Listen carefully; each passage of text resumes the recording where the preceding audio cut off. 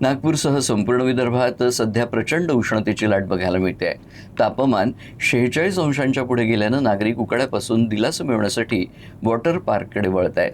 अशातच विदर्भातील सर्वात मोठ्या वॉटर पार्क वाघविलेमध्ये पर्यटकांची मोठी गर्दी होते.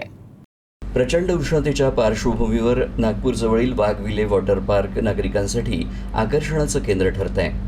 इथं मोठ्या प्रमाणात वृक्ष लागवड करण्यात आल्यानं तीव्र उन्हातही पर्यटकांना थंडावा आणि नैसर्गिक वातावरणाचा अनुभव मिळतोय.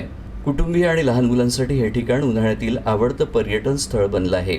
यंदा वाघविलेमध्ये नवीन स्लाइड्स, आधुनिक पूल आणि विविध वॉटर ॲक्टिव्हिटीज सुरू करण्यात आल्या असून पर्यटकांकडून त्याला चांगला प्रतिसाद मिळतोय. विशेषतः वेव्ह पूल आणि ॲडव्हेंचर स्लाइड्सबाबत युवक आणि मुलांमध्ये मोठा उत्साह बघायला मिळतोय.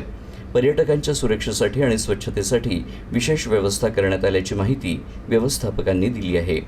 वाघविले वॉटर पार्कला म्हणजे विदर्भातल्या सगळ्यात मोठ्या वॉटर पार्कच्या बाबत जर माहिती द्यायची असली तर आम्ही दरवर्षी ते काहीतरी नवीन द्यायचा प्रयत्न करतो. कारण की वाघविलेला येणारा कस्टमर दरवर्षी आलेला पुढच्या वर्षी जेव्हा येतो तर त्याला कुठेतरी काहीतरी नवीन द्यायचा प्रयत्न असतो आणि तो आम्ही द्यायचा प्रयत्न करतो. जसे काही मागच्या वर्षी आम्ही एक स्विमिंग पूलची एक थ्रिलर राईड दिली आहे.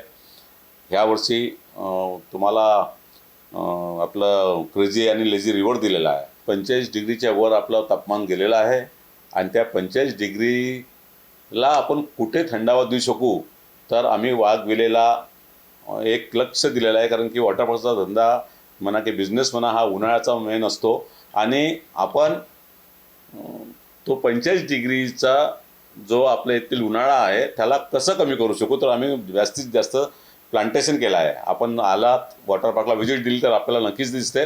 फॉरेस्ट तर आहेच, नॅचरल फॉरेस्ट आहे, पण आम्ही प्लांटेशनसुद्धा केलेलं आहे जेणेकरून तिथे असलेला उन्हाळा आपल्याला कमी जाणवावं त्याचीसुद्धा आम्ही दक्षता घेतो आणि पूर्ण आम्ही आपल्या लोकांची काळजी करून आणखी काय करता येईल ह्याच गोष्टीवर आम्ही फोकस करतो आणि ते करण्याचा प्रयत्न करतो. तर ह्या उन्हाळ्याला जो 45 आणि अबोव आपल्याला जे तापमान सहन करावं लागतं आपण वाघविलेत आल्यावर त्याची झळ कशी कमी पोचेल ह्याचाच आमचा प्रयत्न असतो.